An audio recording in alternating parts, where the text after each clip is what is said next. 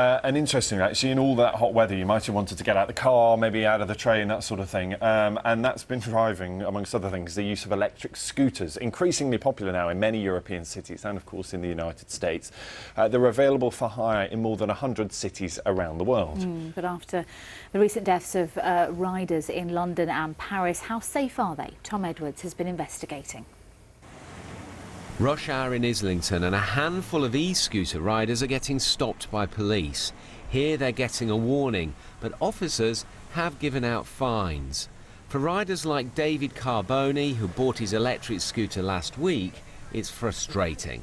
I think it's really hard because they're such a good vehicle for the city. You know, they're reducing congestion, they're reducing pollution. You know, you really want to be able to have something like this to use. I think because the law it's old, it's a bit of a grey area, it's just falling between two stools. I think we really need to resolve it because this is the kind of thing you want to have in a city rather than all this traffic. E-scooter safety hit the headlines after the death of the presenter Emily Hartridge here in Battersea 3 weeks ago. Even though they're illegal on public roads and pavements, thousands are used every day in the capital. It's really important that we just make sure people do understand that it is illegal now, that there are risks associated with using e-scooters in public. They're not intended for the roads or the pavements. And so we'll educate the public, and then where we need to, we will take enforcement action. Their supporters say they're cheap, convenient and have no emissions. And Transport for London want new laws introduced quickly to help regulate them. Let's keep the pavements clear. Let's put specifications around the scooters if they're going to be allowed to mean that they're safe, for example on limited on speeds. But also, let's mean that we have an ability to prevent clutter so they can't just be left everywhere, particularly on a rental scheme. The Met says around 100 riders have been stopped this week. Other countries have regulated e-scooters. The government says it's reviewing their use, but for many, that's taking too long. Tom Edwards, BBC London. So let's talk about some of the implications of all that. We can speak to Peter Rodger, who's from the road safety charity I Am Road Smart, and Michael Quintana, who's from the organisation Ridables, that promotes micro-mobility vehicles, including e-scooters. Gentlemen, good morning to both of you. Peter, maybe I can start with you, because we saw in that report there, we've seen how fast these things go. We see that they're on roads alongside big trucks, heavy vehicles, and of course we've seen those awful deaths lately. You want to see these banned, don't you? Not in those terms, no. They currently are illegal in the first place, but obviously they're an attractive, and the attractions are obvious in terms of space and so on. But what we do need to do is be really careful how we introduce them.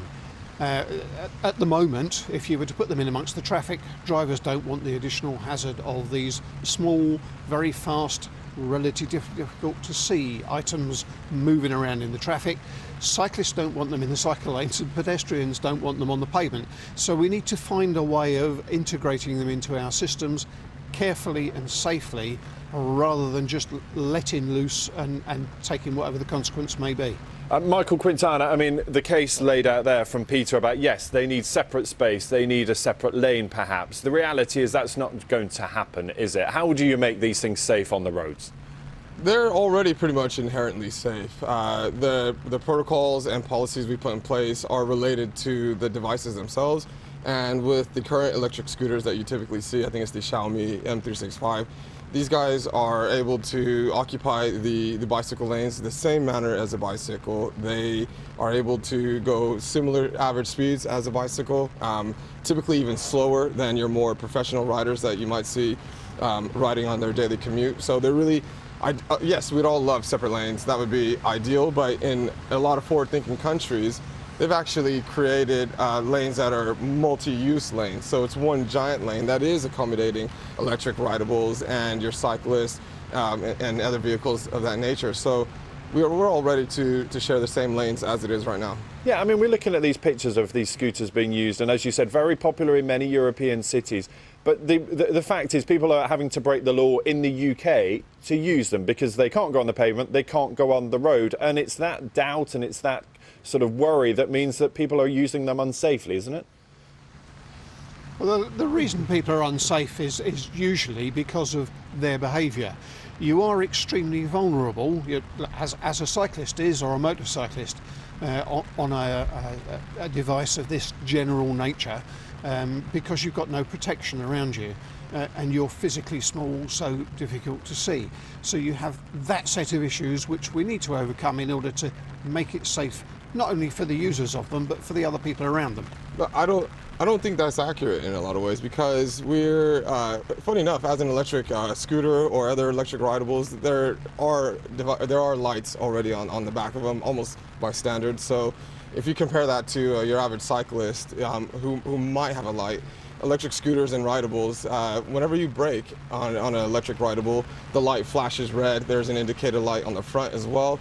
So because we're in an upright position, whether you're on an electric scooter, electric unicycle, or an e-skateboard, you're upright. You're actually more visible to traffic just by the nature of the riding position that you have. But Michael, chances are people are going to be more familiar with a bike, and we know that bike hire schemes around the world are hugely popular. There were a lot of concerns when they were introduced about wearing helmets and people's proficiency on a bike.